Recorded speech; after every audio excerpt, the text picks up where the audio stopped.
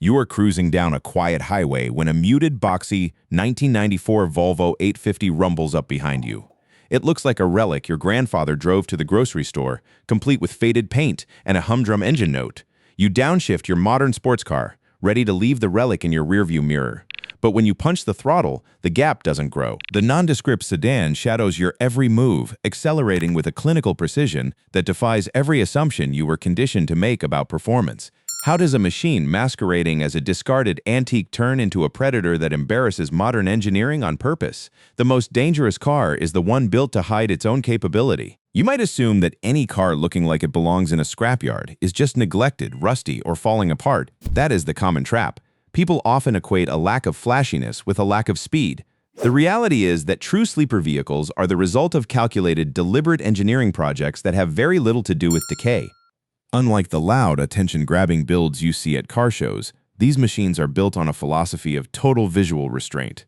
If you want to hide a monster under the hood, the first rule is to stop advertising your power. That means you will rarely find spoilers, aggressive body kits, or oversized, flashy wheels on a genuine sleeper. Every single one of those additions is a neon sign screaming for attention. And in the world of high-performance deception, attention is your greatest enemy. It is a strategic decision to leave a car looking plain, stock, or even weathered because the goal is to disappear into the background while possessing the ability to dominate the road. You have to understand the difference between a car that looks old and one engineered to stay invisible. A junk car is slow because it is broken, but a sleeper is fast because everything that makes it dangerous exists strictly below the surface. By stripping away any visual proof of the engine, suspension, or braking upgrades lurking underneath, the owner forces you to underestimate them. You see a relic, but they see a blank canvas for absolute mechanical performance. This level of total concealment goes much deeper than just the bodywork. Consider the moment from the perspective of the officer running the pursuit. Their entire threat assessment process is built on pattern recognition. They are trained to scan for the visual vocabulary of performance, such as a wide stance aftermarket bodywork or exhaust tips that flare out wide enough to announce what lies under the hood. But the auditory scan runs just as deep. A pursuing officer expects a fleeing vehicle to betray itself through sound. When a high-displacement engine opens up, the acoustic signature alone can confirm a threat before the speedometer is ever consulted. That confirmation is what triggers escalation. The civilian hobbyist tradition and the institutional programs of intelligence services arrived at the same underlying logic through entirely separate paths. The street enthusiast discovered through trial and error that visual restraint extended the life of a build, leading to fewer questions, fewer confrontations, and longer runs. The state-engineered program developed under institutional directive with resources and mandates the hobbyist could never access, reached an identical conclusion through a different chain of reasoning that an unassuming machine neutralizes a pursuer's ability to classify the threat before the engagement even begins. These appear to be parallel discoveries, not a single evolutionary arc. Neither tradition is documented here as influencing the other. What they share is not a lineage, but a convergence representing two separate answers to the same problem.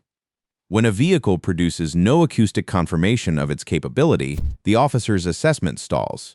The expected data point simply never arrives, and the car is refiled as irrelevant. The window of hesitation that creates is not measured in minutes, but in those seconds, everything can change. The question is, who else has already figured that out? Few discuss the cost that came with building a lie this complete.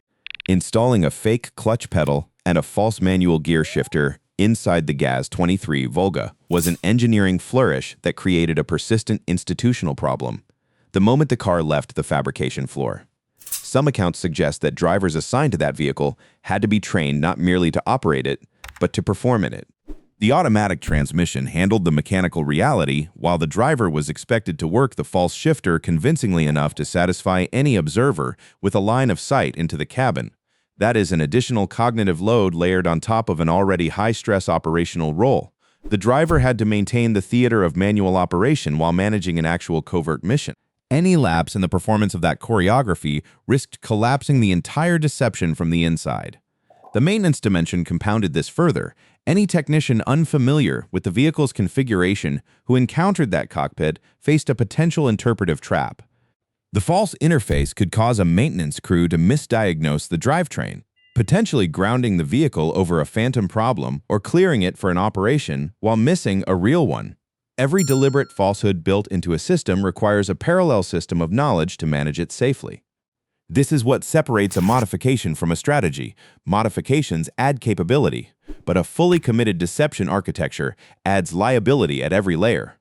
The deeper the lie is engineered, the more institutional infrastructure is quietly required to sustain it, a calculus most builders never fully reckon with. Even if your pedals and gear shifters successfully convince the human eye, you still have to contend with the ears. This is precisely where amateur builders fail. A high-performance powertrain possesses a distinct and inevitable frequency. It carries a guttural roar that broadcasts raw, unbridled output to anyone standing within 100 yards. If you're sitting at a traffic light in a vehicle masking a high-displacement engine, you cannot simply rely on aesthetics. One accidental touch of the throttle could betray the entire operation. This is why true masters of deception turn their attention to the acoustic profile of the car. It is a technical necessity to mask the engine signature. In the case of the KGB's GAZ-23 Volga, the engineers worked within the exhaust system, modifying the plumbing to suppress the aggressive V8 growl. They tuned the pipes to mimic the thin, buzzy resonance of a standard low-output four-cylinder engine. The goal here is total soundscape manipulation.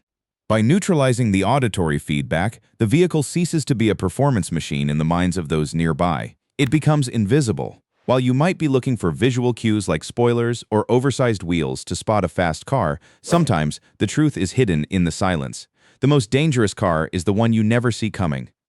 When the sound doesn't match the speed, your brain is forced to ignore the car entirely, allowing it to pass by without a second glance. But even if you manage to look past the unassuming paint job and listen through the manufactured silence, you still might reach the wrong conclusion.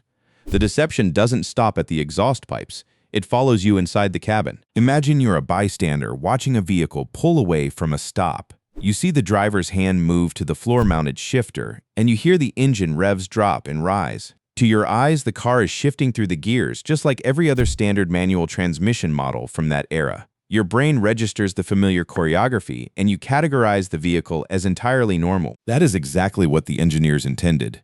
The KGB GAZ-23 Volga took this deception to a psychological level by installing a fake clutch pedal and a fake manual gear shifter. While the car was actually packing a 5.5-liter V8 engine with a smooth automatic transmission, the cockpit was designed to lie to you. The presence of that extra pedal and the specific movement of the stick served as the ultimate camouflage for any passenger or observer. It weaponized your assumptions about how a car is supposed to operate. You see the manual interface, therefore you perceive a standard machine.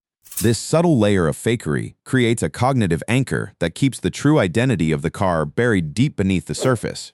It is the final piece of the puzzle, turning the driver into a performer in a game where everyone else is just a spectator. If you think these methods are limited to a handful of eccentric hobbyists, you're missing the bigger picture. The reality is that the GAZ-23 Volga stands as a blueprint for automotive deception, proof that total concealment requires a synchronized symphony of lies. You have seen how engineers suppress the predatory growl of an engine using acoustic tuning. You have seen how they fabricated an entire manual interface to lull bystanders into a sense of safety. These were not random choices, but necessary components of an elaborate performance designed to keep the KGB mobile fast and completely ignored by the public. When you pack a massive 5.5-liter V8 engine into the body of an unremarkable sedan, you create an inherent contradiction that threatens to reveal itself at every stoplight. That tension is solved only by the absolute marriage of form and function. By stripping away every hint of aggression like heavy-duty spoilers or oversized tires, the state engineers ensured that even an observant witness would see nothing more than a boring machine, failing to notice the sheer power lurking behind thin steel panels. This is the peak of the sleeper philosophy.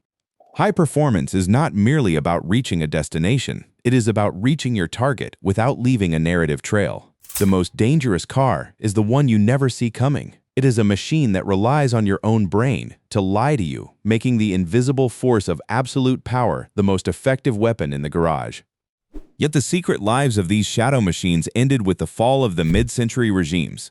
Today, the philosophy resides in the Q car, a term rooted in British automotive culture to denote high-performance vehicles masquerading as pedestrian traffic. Unlike the KGB assets, these modern builds rely on factory stock appearances to hide tuned out. While the 5.5-liter engines and fake pedals are rarely replicated, enthusiasts now focus on removing all visual noise like spoilers and wide body kits to maintain a completely sterile, unassuming silhouette. These daily drivers are built with 100% anonymity as the core design goal. It is no longer about espionage threats, but the cold calculation of modern street performance. Whether it is an upgraded suspension hiding under a plain sedan frame or a high-output powertrain disguised by stock sound mufflers, the result is identical, creating a vehicle that produces high-end results while appearing as dull as any economy car on the road. By prioritizing a boring exterior, these owners ensure their speed remains a secret until they choose otherwise. They have turned the act of disappearing into the ultimate automotive achievement, leaving the public to guess why the slowest-looking car is always the fastest at the line. Understanding that true automotive concealment relies on a total sensory narrative means you're no longer just guessing what a car is capable of based on its paint.